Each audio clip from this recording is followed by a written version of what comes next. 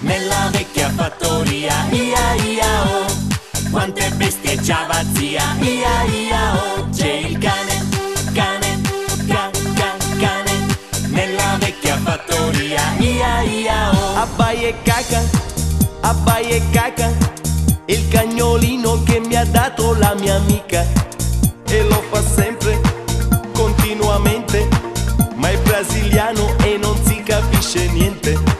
E se gli faccio una carezza, con gli occhi dolci dice che bellezza. E se gli gratto un po' il pancino, gli si raddrizza tutto il pistolino. Abbai e caca,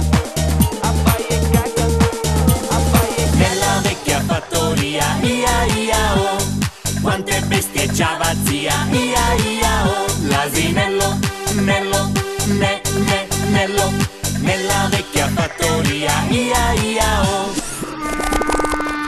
C'era un sceccu, cornuto e beccu, che si chiamava Alberto. Era in servizio da 7 anni, tirava un carretto. Ed aveva un gran vizietto che lo faceva divertir. Voleva un bacio sul culetto per poter ripartire. Ed ogni tanto si bloccava, neanche la ruspa lo spostava. Cercava solo un po' d'affetto perché voleva un.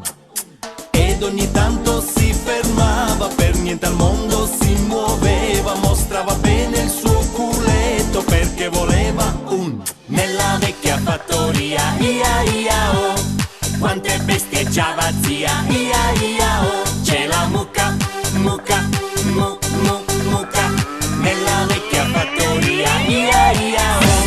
C'è un nuovo animale, non è tanto normale.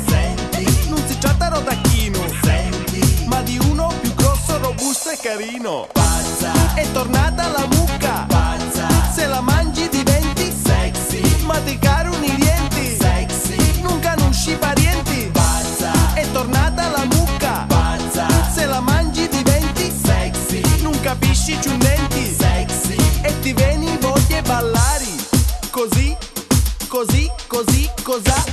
Nella vecchia fattoria, ia ia oh, quante besteggiava zia, ia ia oh. La gallina, lina, lina, nella vecchia fattoria, ia ia oh. Fammi l'uovo, non posso stare senza mangiare. Pittia, fammi l'uovo, io ne ho bisogno 3 o 4 al giorno. Mia, fammi l'uovo.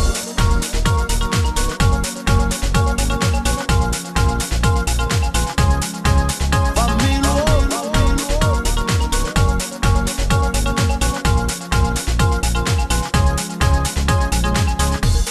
Se non lo fai, ti tiro il collo e lo sai.